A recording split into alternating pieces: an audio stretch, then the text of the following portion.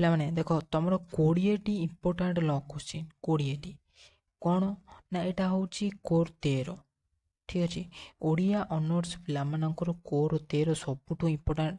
ଆଉ ଯେଉଁମାନେ long question ଭଲ ଭାବରେ ଦେଖି ଯାଉଛନ୍ତି, ଲଙ୍ଗ କ୍ୱେଶ୍ଚିନ୍ କେତେ ମାର୍କ ତୁମେ ଜାଣିଥିବ ନା 15 ମାର୍କ। 15 ମାର୍କରୁ ତୁମେମାନେ ଯଦି ଭଲ ରେଜଲ୍ଟ କରିବାକୁ ଚାହୁଁଛ ତ 15 ମାର୍କ ତ କେହି ବି ଛାଡ଼ିକିନି ଆସିବ ନାହିଁ ଠିକ୍ ଅଛି। ତ ସବୁବେଳେ ମୁଁ କହିବି ଭୁଲ ହଉ କିମ୍ବା ଠିକ୍ ହଉ ସବୁ କ୍ୱେଶ୍ଚିନ୍ର ତୁମେ ଆନ୍ସର୍ ଦେବାକୁ ଚେଷ୍ଟା କରିବ, ଆସୁ ନ ଆସୁ ସବୁ କ୍ୱେଶ୍ଚିନ୍ ଆଟେଣ୍ଡ କରିବ, ଅଲ୍ କ୍ୱେଶ୍ଚିନ୍ ଠିକ୍ ଅଛି। ଭୁଲ ହଉ ଠିକ୍ ହଉ ତୁମେ ଯଦି କ୍ଲିଅର୍ ହେବାକୁ ଚାହୁଁଛ ତାହେଲେ ସବୁ କ୍ୱେଶ୍ଚିନ୍ ଆଟେଣ୍ଡ କର ଠିକ୍ ଅଛି। ଦେନ୍ କ'ଣ କରିବ ନା ସେ 15 ମାର୍କ ହଉ 2 ମାର୍କ ହଉ 3 ମାର୍କ ହଉ ଯାହା ବି ହଉ ସବୁ କ୍ୱେଶ୍ଚିନ୍ ଆଟେଣ୍ଡ କରିବ ଠିକ୍ ଅଛି। ତ ଇଏ ଯେଉଁ 20ଟା ଇମ୍ପୋର୍ଟାଣ୍ଟ ଏବଂ ସିଲେକ୍ସନ୍ ମୁଁ ତୁମମାନଙ୍କ ପାଇଁ ନେଇ ଆସିଛି କୋର୍ 13 ଯେଉଁମାନଙ୍କର କହୁଥିଲେ ସାର୍ ଆମ ପାଇଁ ନେଇ ଆସ କୋର୍ 13 ଇମ୍ପୋର୍ଟାଣ୍ଟ କ୍ୱେଶ୍ଚିନ୍ ଠିକ୍ ଅଛି। ତ କୋର୍ 13 20ଟି ପୁରା ସିଲେକ୍ସନ୍ କ୍ୱେଶ୍ଚିନ୍ ତୁମମାନଙ୍କ ପାଇଁ ଆସିଅଛି। ତ କ'ଣ ସବୁ ଆଗରୁ ମଧ୍ୟ ଆମର ମଧ୍ୟ କ୍ଲାସ୍ ମଧ୍ୟ ହୋଇଛି, ଯେଉଁମାନେ ବି ଦେଖିଛନ୍ତି ସେମାନେ ମଧ୍ୟ ଜାଣିଥିବେ। ତ ପ୍ରଥମେ ଦେଖ କ'ଣ ଦେଇଛି ନା ଆତ୍ମଜୀବନ ସଂଜ୍ଞା ସ୍ୱରୂପ ଉଲ୍ଲେଖ ପୂର୍ବକ ଓଡ଼ିଆ ଆତ୍ମଜୀବନର କ'ଣ ବିକାଶାତ୍ମକ ଦର୍ଶାଅ ଠିକ୍ ଅଛି। ତ ସବୁବେଳେ ମୁଁ କହିଛି ଯେଉଁ ଜିନିଷ ପଢ଼ିବ ତା'ର ସଂଜ୍ଞା ସ୍ୱରୂପ ଆଉ ପ୍ରକାର ଭେଦ ଏଇସବୁ ଜିନିଷ ପ୍ରଥମେ ଦେଖି ଯାଇଥିବ। ଧର ତୁମକୁ ଆତ୍ମଜୀବନ ଉପରେ କିଛି ଅଲଗା ଜିନିଷ ପକାଇଲା, ଦେଖ ଏଇଠି ଗୋଟେ ଟ୍ରିକ୍ ମୁଁ ତୁମକୁ ଜଣାଉଛି, ଏଇ ଟ୍ରିକ୍ ସବୁବେଳେ ଆପ୍ଲାଏ କରିବାକୁ ଚେଷ୍ଟା କର ଯଦି ବି କିଛି ତୁମକୁ ନ ଆସୁଛି ଠିକ୍ ଅଛି।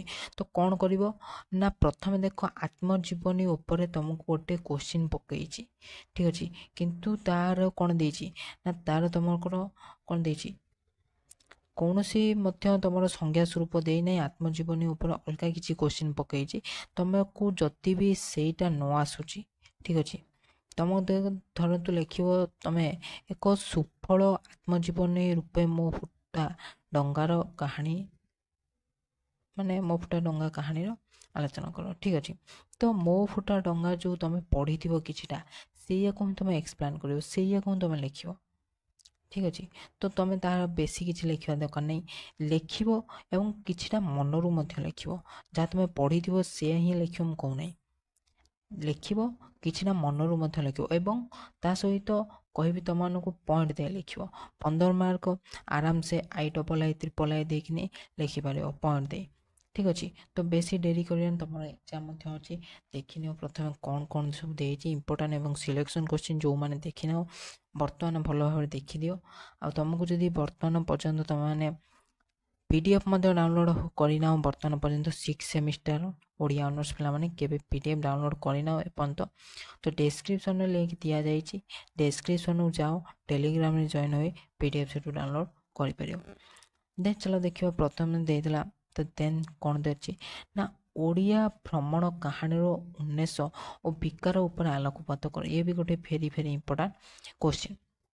3 ନମ୍ବର ଦେଲା ମୋ ଫୁଟା ଡଙ୍ଗା କାହାଣୀ ଆତ୍ମଜୀବନ ନାମକରଣଗତ ଯଥା ମୋ ଫୁଟା ଡଙ୍ଗା କାହାଣୀ ଟିକେ ଦେଖିବ, ଆତ୍ମଜୀବନୀ ସଂଜ୍ଞା ସ୍ୱରୂପ ପ୍ରକାର ଭେଦ ଦେଖିବ, ଏସବୁ ଜିନିଷ ଦେଖିବ। ଓଡ଼ିଆ ଭ୍ରମଣ କାହାଣୀ କେମିତି ତ ତାକୁ ସବୁ କିଛି ଭଲ ଭାବରେ ଟିକେ ଦେଖିଥିବ, ଯାହାଫଳରେ କି এইଗୁଡ଼ା ହିଁ ତୁମର ଆସିବ, ବାହାରୁ କୌଣସି ଜିନିଷ ଆସିବ ନାହିଁ। ସେଥିପାଇଁ ମୁଁ କହୁଛି ଏବେଠୁ ଦେଖି ରଖ ଏବଂ ଜାଣି ରଖ।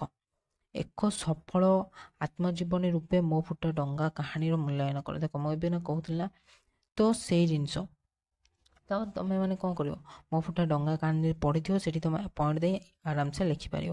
5 ନମ୍ବର କ'ଣ ଦେଲା ନା ଭାରତ ତଥା ପଶ୍ଚିମ ଆଫ୍ରିକାରେ ସାମାଜିକ ଓ ସାଂସ୍କୃତିକ ଜୀବନ ଚିତ୍ର, ପଶ୍ଚିମ ଆଫ୍ରିକା ଓଡ଼ିଆ ଢେଙ୍କି ଭ୍ରମଣ କାହାଣୀ ପୁସ୍ତକ କିପରି ପ୍ରତିଫଳିତ ଆଲୋଚନା କର ଠିକ୍ ଅଛି। ଏଠି କ'ଣ ଓଡ଼ିଆ ଢେଙ୍କି ଉପରେ ଭ୍ରମଣ କାହାଣୀ ଠିକ୍ ଅଛି, ତ ଏଠି ତୁମେ ଏକ୍ସପ୍ଲେନ୍ କରିବ ପଶ୍ଚିମ ଆଫ୍ରିକାର ଓଡ଼ିଆ ଢେଙ୍କି ଭ୍ରମଣ କାହାଣୀଟି ଏକ ସୁଖ ପାଠ୍ୟ ସୃଷ୍ଟି ଓ ଉକ୍ତିର ଯଥାର୍ଥ। ଦେଖ ତୁମମାନଙ୍କୁ କହିଦେଉଛି ଏକ୍ଜାମ୍ ଯେତେବେଳେ ତୁମେ ମାନେ ସବୁ ଦେଇସାର ତ କ'ଣ ହୁଏ ନା ଏତେ ଭଲ ଭାବରେ ବି ତୁମେ ଯାହା ବି ଲେଖିଥାଅ, ଯେଉଁ ବି ତୁମର 30ଟା ପେଜ୍ ଆସୁ କିମ୍ବା 25ଟା ଆସୁ, ତୁମେ ପେଜ୍ ବି କଭର୍ କରିବାକୁ ଏତେ ବି ଚେଷ୍ଟା କରିବ ନାହିଁ, କାହିଁକିନା ପେଜ୍ ତୁମର ଯେଉଁ 30ଟା ଅଛି 30ଟା ଫୁଲ୍ କରିବାକୁ ଚେଷ୍ଟା କର। ମେନ୍ ହେଉଛି ତୁମେ ପଏଣ୍ଟ ଦେଇ ଲେଖିବ ଏବଂ ମିନିମମ୍ ତୁମେ ଯାହା ବି ହେଲେ 20ଟା ପ୍ଲସ୍ ପେଜ୍ ଫୁଲ୍ କରିବାକୁ ଚେଷ୍ଟା କରିବ ଠିକ୍ ଅଛି। ଦେନ୍ ତୁମେ ଦେଖ 7 ନମ୍ବର କ'ଣ ଦେଲା ନା 7 ନମ୍ବର ଦେଲା ଭାଷା ଓ ଜାତୀୟତା ପ୍ରବନ୍ଧର ଲେଖକଙ୍କ ଆଭିମୁଖ୍ୟ ବିଚାର କର। 8 ନମ୍ବର କ'ଣ ଦେଲା ଦେଖ, ମୁଁ ସତ୍ୟ ଧର୍ମ କହୁଛି, ପ୍ରବନ୍ଧର ସମବାଣୀ ଉଲ୍ଲେଖ କର। ଇଏ ବି ଗୋଟେ ଭେରି ଭେରି ଇମ୍ପୋର୍ଟାଣ୍ଟ କ୍ୱେଶ୍ଚିନ୍। ଯାହା ସବୁ ଜଣାଉଛି ସେଗୁଡ଼ା ହିଁ ତୁମମାନେ ସବୁ ଦେଖିକିନି ଆସିବ। 9 ନମ୍ବର କ'ଣ ଥିଲା, ଭ୍ରମଣ କାହାଣୀର ସଂଜ୍ଞା ସ୍ୱରୂପ ଏବଂ ପ୍ରକାର। ଦେଖ, ଭ୍ରମଣ କାହାଣୀର ସଂଜ୍ଞା ସ୍ୱରୂପ ପ୍ରକାର ତୁମେ ପଢ଼ିଥିବ, ଆରାମସେ ଲେଖିପାରିବ ପଏଣ୍ଟ ଦେଇକିନି। ତାପରେ ସମାଲୋଚନାର ପ୍ରକାର ଭେଦ ସମ୍ପର୍କରେ ଆଲୋଚନା କର। ସମାଲୋଚନାର ପ୍ରକାର ଭେଦର ଆଲୋଚନା କର। ଦେଖ, ସେଇ ଜିନିଷ ତୁମେ ପଢ଼ିଥିବ ସମାଲୋଚନା ଉପରେ, ସେମ୍ ଜିନିଷ ଲେଖିବ। ତୁମେ ଯଦି ଅଲଗା କିଛି ପଢ଼ି ଆସିଥିବ, PDF ପାଇଯିବ, PDF ଟେଲିଗ୍ରାମରେ ଅଛି, ଡାଉନଲୋଡ଼ କରି ସେଠି ପଢ଼ିକିନି ଆରାମସେ ଦେଖିଦେଇ ଥରେ ଦୁଇଥର ଯିବ, ଆରାମସେ ସବୁ ଜିନିଷ ମନେ ରହିଯିବ। ପୁତ୍ରାନନ୍ଦଙ୍କ ଜୀବନ ସଂଘର୍ଷର କଥା ମୋ ଫୁଟା ଡଙ୍ଗାର କାହାଣୀ ଅବଲମ୍ବନରେ ଆଲୋଚନା କର। ତାପରେ ଦେଖ କ'ଣ ଦେଲା, ମହାଯୁଦ୍ଧ ପ୍ରସଙ୍ଗ ମୋ ଫୁଟା ଡଙ୍ଗାର କାହାଣୀ କିପରି ପ୍ରକାଶ ପାଇଛି ଆଲୋଚନା କର। ଦେଖ, ସେମ୍ ଏଇ ଜିନିଷ ତୁମର ସେ ବାରମ୍ବାର ମାନେ ଟିକେ ଅଲଗା କରି ପଚାରୁଛି। ତୁମେ କ'ଣ କରିବ, ତୁମକୁ ଧର ପଚାରିଥିବ ମହାଯୁଦ୍ଧ ପ୍ରସଙ୍ଗ ମୋ ଫୁଟା ଡଙ୍ଗାର କାହାଣୀ, ତୁମେ କିନ୍ତୁ ଏଇଟା ପଢ଼ିଥିବ ମୋ ଫୁଟା ଡଙ୍ଗା କାହାଣୀ ଉପରେ, ତୁମେ ମହାଯୁଦ୍ଧ ପ୍ରସଙ୍ଗ ଉପରେ କିଛିଟା ଜାଣିନଥିବ, ତୁମେ ସେଇଟାକୁ ହିଁ ଏକ୍ସପ୍ଲେନ୍ କରିବ ଏବଂ IIII ପଏଣ୍ଟ ଦେଇକିନି ଯଦି ଲେଖିବ, ସେଠି ବହୁତ ଭଲ ମାର୍କ ତୁମକୁ ମଧ୍ୟ ମିଳିବ। କାହିଁକିନା ଜାଣିବେ ଯେ କ'ଣ ପିଲାଟା ପଢ଼ିଛି ବୋଲି କିଛି ଜାଣିଛି। ବୁଝିପାରୁଛ କି ନାହିଁ? ଆଚ୍ଛା, ପଶ୍ଚିମ ଆଫ୍ରିକାରେ ଢେଙ୍କି ଭ୍ରମଣ କାହାଣୀର ନାମକରଣ ଯଥା। ଦେଖ, କେତେ ଥର ସେମ୍ ହିଁ କ୍ୱେଶ୍ଚିନ୍ ଆସୁଛି, ଆଉ ସେ ବାରମ୍ବାର ଗୋଟେ ଜିନିଷକୁ ଏପଟ ସେପଟ କରି ସେ ପଚାରୁଛି। ତ ଦେନ୍ ତାପରେ ଦେଖ 14 ନମ୍ବର, ଲାଇବ୍ରେରୀରେ ଲେଖକଙ୍କ ଅନୁଭୂତି କିପରି ଥିଲା ତାହା ଆଲୋଚନା କର। ଦେନ୍ ଦେଖ 15 ନମ୍ବର ଭେରି ଭେରି ଇମ୍ପୋର୍ଟାଣ୍ଟ, ଯେଉଁଟାକି ଭାଷା ଆଉ ଜାତୀୟତା ପରସ୍ପର କିପରି ଦର୍ଶାଅ। ଭାଷା ଆଉ ଜାତୀୟତା ପରସ୍ପର କିପରି ତୁମେ ଲେଖିବ। 16 ନମ୍ବର ଦେଖ, ଏବେ ଗୋଟେ ମୋଷ୍ଟ ଇମ୍ପୋର୍ଟାଣ୍ଟ କ୍ୱେଶ୍ଚିନ୍, ବିବେକାନନ୍ଦ ଜୀବନ ଦର୍ଶନ ଭାରତୀୟଙ୍କ ଜୀବନ ଧାରାକୁ କିପରି ପ୍ରଭାବିତ କରିଛି, ପଠିତ ପ୍ରବନ୍ଧ ଭିତରେ ଆଲୋଚନା କର। 17 ନମ୍ବର କ'ଣ ଦେଲା ନା, ଭୁବନେଶ୍ୱରଙ୍କୁ ପଶ୍ଚିମ ଆଫ୍ରିକା ଅନୁଭୂତି ବର୍ଣ୍ଣନା କର। ଏଇଟା ମୋଷ୍ଟ ଇମ୍ପୋର୍ଟାଣ୍ଟ କ୍ୱେଶ୍ଚିନ୍ ଏବଂ ଏକ୍ଜାମ୍ରେ ମଧ୍ୟ ଆସିଥିଲା। ଦେଖ, 18 ନମ୍ବର ଦେଖ, ଏକ ସଫଳ ଭ୍ରମଣ କାହାଣୀ ଭାବରେ ପଶ୍ଚିମ ଆଫ୍ରିକାରେ ଓଡ଼ିଆ ଢେଙ୍କିର ମୂଲ୍ୟାୟନ ନିରୂପଣ। ଦେଖ, ତୁମେମାନେ ଯଦି ତୁମେ ଭଲ ଭାବରେ ଟିକେ ଦେଖିକିନି ଆସିଥିବ ନା, ମୁଁ ଯେଉଁଗୁଡ଼ା ସବୁ କହୁଛି, ମୋ ଫୁଟା ଡଙ୍ଗାରେ କାହାଣୀ ହେଲା, କି ପଶ୍ଚିମ ଆଫ୍ରିକାରେ ଢେଙ୍କି ହେଲା, କି ତୁମର କ'ଣ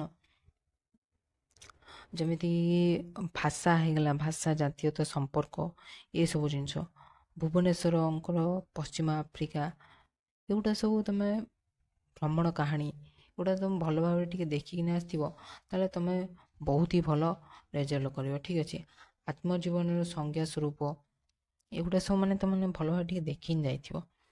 ତାପରେ ଦେଖ ଭାଷା, 19 ନମ୍ବର ଦେଖ ଲାଷ୍ଟ, ଭାଷା ସହ ଜାତୀୟତାର କି ସମ୍ପର୍କ, ଏ ଦ୍ୱୟକୁ କିପରି ଦେଖୁଛନ୍ତି ଆଲୋଚନା କର। ତାପରେ ଗହାମୁକ୍ତି ଓ ତାତ୍ପର୍ଯ୍ୟ କ'ଣ, ପଠିତ ପ୍ରବନ୍ଧ ଅନୁସରଣ କରି କ'ଣ ସୂକ୍ଷ୍ମତା ପ୍ରତିପାଦନ କର। ସ୍ପଷ୍ଟତା। ଠିକ୍ ଅଛି। ଇଏ ରହିଲା ତୁମର ଇମ୍ପୋର୍ଟାଣ୍ଟ କ୍ୱେଶ୍ଚିନ୍, 20ଟି ତୁମର ଲଙ୍ଗ୍ କ୍ୱେଶ୍ଚିନ୍ ଆଉ ଇମ୍ପୋର୍ଟାଣ୍ଟ କ୍ୱେଶ୍ଚିନ୍ ଏବଂ ସିଲେକ୍ସନ୍ କରି ଏଇଥିରୁ ହିଁ ଆସିବ।